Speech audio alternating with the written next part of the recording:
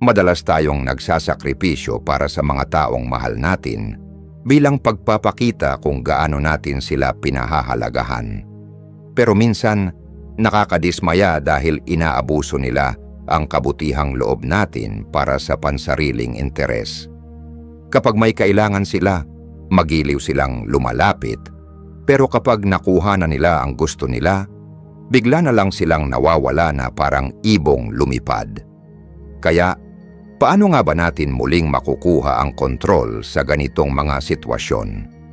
Ngayon, tatalakayin natin ang siyam na mahalagang aspeto ng ugnayan sa pagitan ng kalalakihan at kababaihan na hango sa pilosopiyang Stoic na subok na ng panahon. Sa pag-iwas sa siyam na kilos na ito, makikita natin agad ang positibong pagbabago sa ating mga relasyon. At sa proseso, mas lalo nating mapapalakas ang ating sarili. Kaya kung ikaw ay dumaranas ng hamon sa iyong relasyon, umupo ka na, buksan ang iyong isipan, at samahan mo kami sa isang makabuluhang paglalakbay.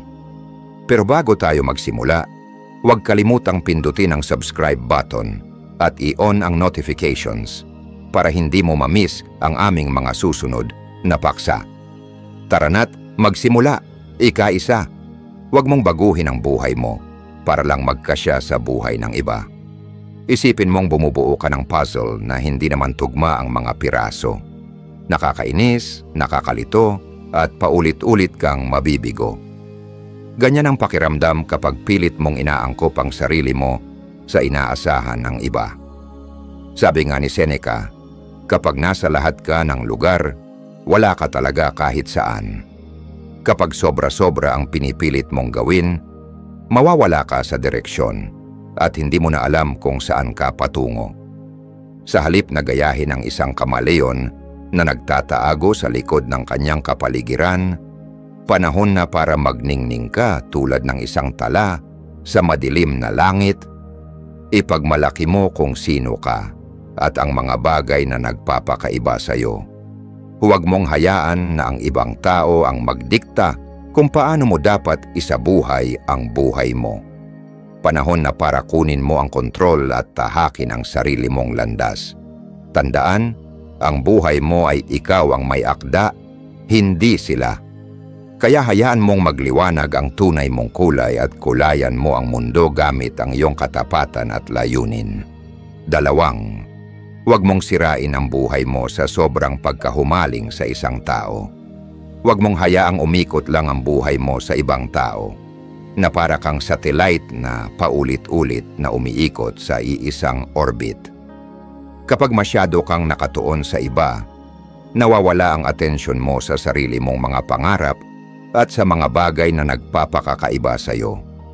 Imbes na palaguin mo ang sarili mong layunin at ambisyon, inuuna mo ang kagustuhan at pangangailangan nila na nauuwi sa pagpapapabaya sa sarili mong kaligayahan at pag-unlad. Sabi ng matalinong si Marcus Aurelius, wala nang mas payapa at mas tahimik na lugar kaysa sa sariling kaluluwa. Kapag masyado kang nakasiksik sa mundo ng ibang tao, nawawala ang balanse mo at unti-unti kang nawawala sa sarili. Nanghihina at nawawalan ng halaga. Kumawala ka sa tanikala ng kanilang impluensya. Huwag kang maging parang satellite sa planeta nila. Hindi ka extra sa istorya ng ibang tao. Ikaw ang bida, ang pangunahing karakter ng sarili mong kwento. Palaging tandaan yan at huwag hayaang paputlain ng iba ang liwanag mo. 3, huwag mong hayaang masira ang iyong kalusugan sa pag-iisip o ang iyong kaligayahan. Ang unahin ng kaligayahan ng iba kaysa sa sarili mong kapakanan ay parang pagbibigay ng flashlight sa dilim. Iiwan mong groping ka sa kadiliman habang sila ang may ilaw. Kapag pinapabayaan mo ang sarili mong kalusugan para lang tugunan ang pangangailangan ng iba, para mo na ring isinusuko ang kontrol sa sarili mong kasiyahan.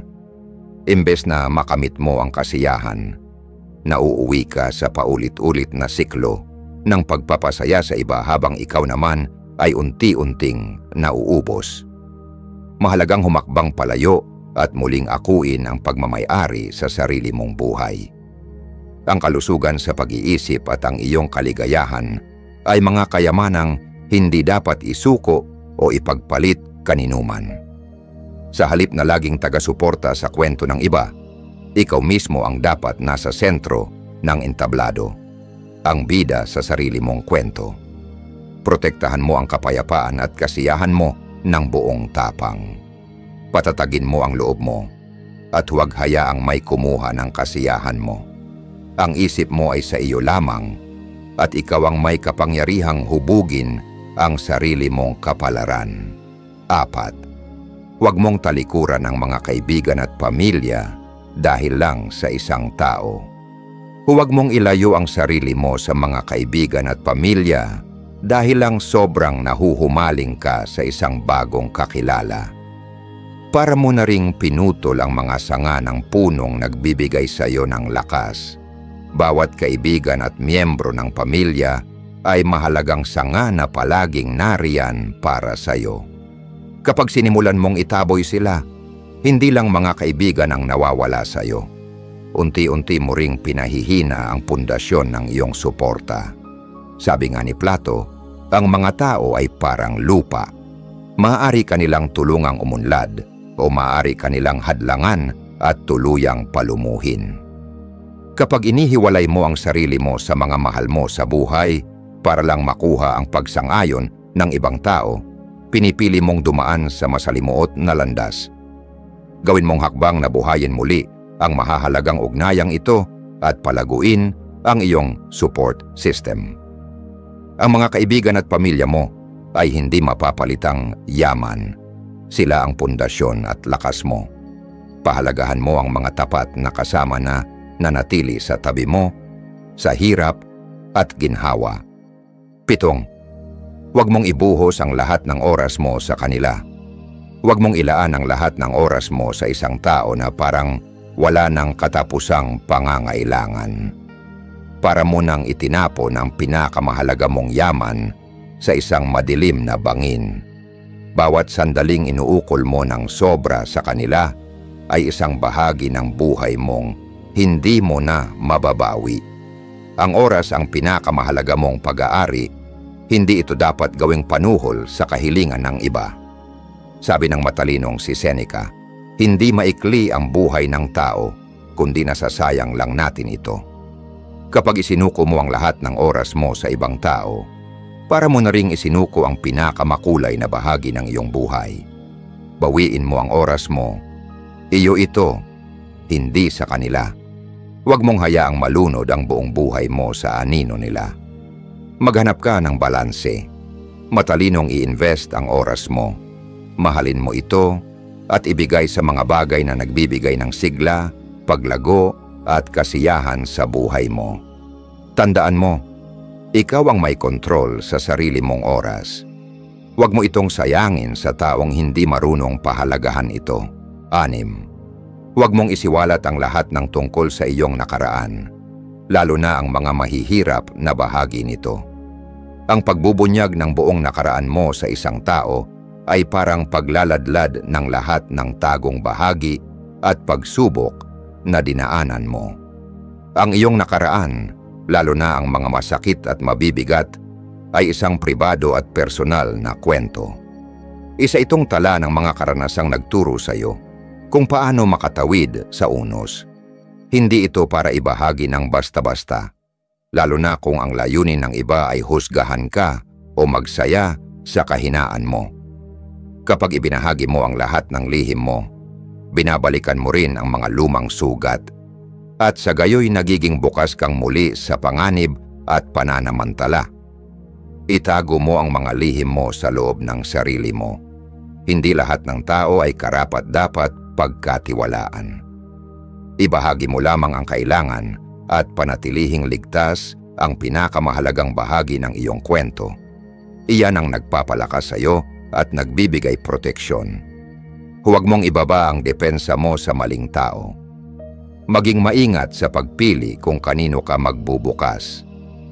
Ang kwento ng buhay mo ay sa iyo lang. Hindi ito para sa iba na basta-bastang pakialaman. 7. Huwag kang basta sumang-ayon para lang mapasaya sila.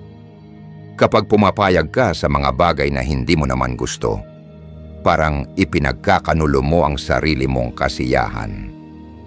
Para mo nang ipinalit ang mga paborito mong libangan sa mga bagay na hindi ka man lang interesado. Sabi nga ni Marcus Aurelius, ang kaligayahan ng buhay mo ay nakasalalay sa kalidad ng iyong pag-iisip. Kapag paulit-ulit mong nilalabag ang totoong kagustuhan mo, darating ang panahon na mararamdaman mong lumilihis ka na sa sarili mong landas at sumisibol ang pangungulila sa sariling kalayaan.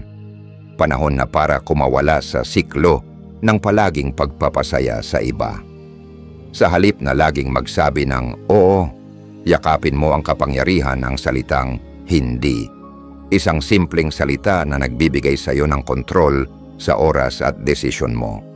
Tandaan, ang buhay ay hindi isang entablado kung saan kailangang gumanap ka para lang aprubahan ng iba. Ang tunay na layunin ng buhay ay ang pagiging totoo sa sarili kahit mahirap minsan. Pakinggan mo ang puso mo. Kung may bagay na hindi tama sa pakiramdam mo, lakasan mong lumayo. Ang buhay mo ay kwento mong ikaw ang sumusulat, hindi ka lang karakter sa kwento ng iba. Ikaw ang bida, ang bayani ng sarili mong paglalakbay. Panahon na para tanglawan mo ang entablado at mabuhay ayon sa sarili mong panuntunan. 8. Huwag mong hayaang kontrolin ka ng takot sa pag-iisa. Ang paggawa ng desisyon batay sa takot, lalo na ang takot sa pag-iisa, ay parang pagpili ng landas ng nakapikit, naglalakad sa dilim ng walang gabay na ilaw. Kapag takot ang nangingibabaw sa mga desisyon mo, mapupunta ka sa mga lugar na hindi mo naman talaga nais tahakin.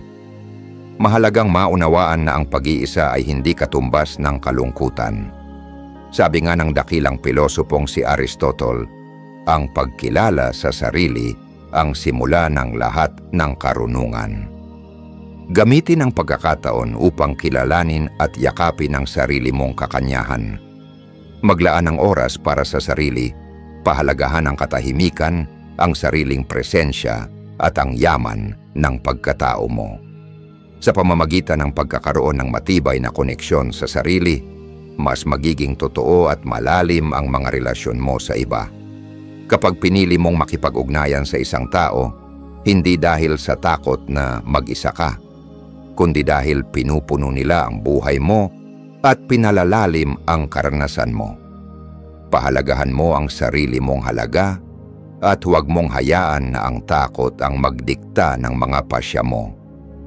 Yakapin ang paglalakbay ng pagkilala sa sarili, gabayan ng tapang, patungo sa buhay na may kasiyahan at tunay na koneksyon. 9. Huwag mong kalimutang ipagdiwang kahit ang maliliit na tagumpay. Sa gitna ng gulo at ingay ng buhay, madaling makalimutan ang sarili habang abala sa pagpapasaya sa iba at pagtugon sa kanilang mga inaasahan. Pero sa ganitong kaguluhan, kadalasang nakakaligtaan natin ang sarili nating tagumpay. Tandaan, bawat hakbang na pasulong, kahit gaano kaliit, ay nararapat na kilalanin at ipagdiwang. Isipin mo ito, ikaw ay nasa isang paglalakbay at bawat hakbang ay nagdadala sa iyo palapit sa layunin mo. Ang bawat maliit na tagumpay sa daan ay parang mga palatandaan ng iyong katatagan, determinasyon at paglago. Sabi nga ni Epictetus, huwag mong iasa sa paghanga ng iba ang halaga mo. Kaya't huminto ka sandali at pahalagahan ang iyong pagsisikap. Kilalanin ang mga gabi ng pagpupuyat, ang pawis, at ang mga pagdududa na napagtagumpayan mo. Bawat tagumpay, maliit man o malaki, ay patunay ng iyong lakas at tibay. Yakapin mo ito, namnamin, at hayaang paalalahanan ka ng kahalagahan ng iyong paglalakbay. Ang buhay ay hindi lamang tungkol sa pag-abot ng dulo. Ito ay tungkol sa pagdiriwang ng bawat liko, bawat tagumpay at kabiguan. Itaas natin ang ating baso para sa paglalakbay na ito, para sa bawat tagumpay. at para sa kasiyahang dala ng bawat hakbang. Sa pagtatapos ng ating paglalakbay ngayong araw, magnilay tayo sa kamangha-manghang kapangyarihan ng iyong mga desisyon at sa ganda ng pagiging totoo sa sarili. Taglay mo ang lakas at karunungan upang gumawa ng mga pasyang kaayon ng tunay mong hangarin, kahit pa salungat ito sa inaasahan ng iba. Sa pagtahak mo sa mga liko ng buhay, ituon ang atensyon sa paglinang ng sariling mga birtud, kagaya ng karunungan, tapang, katarungan, at disiplina. Ito ang tunay na esensya ng isang makabuluhang buhay, higit pa sa simpleng pagsunod sa dikta ng mundo. Tandaan mo, hawak mo ang kalayaang mag-ukit ng sarili mong landas.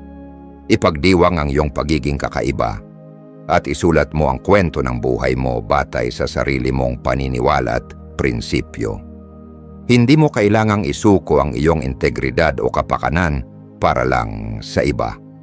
Ang kapangyarihang piliin ang direksyon ng buhay mo ay nasa iyo.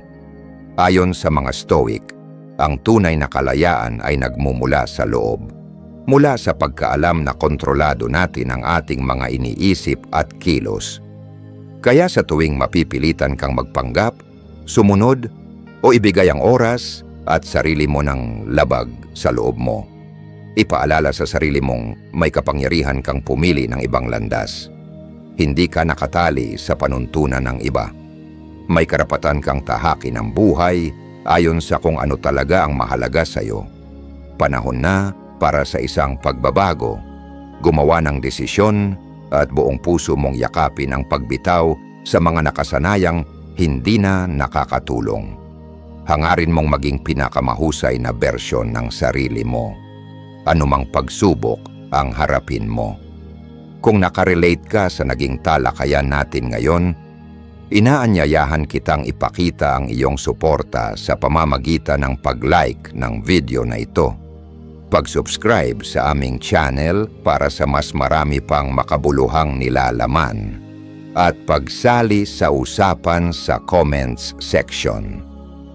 Sama-sama nating linangin ang isang komunidad na nakatuon sa malalim na pagninilay at personal na pag-unlad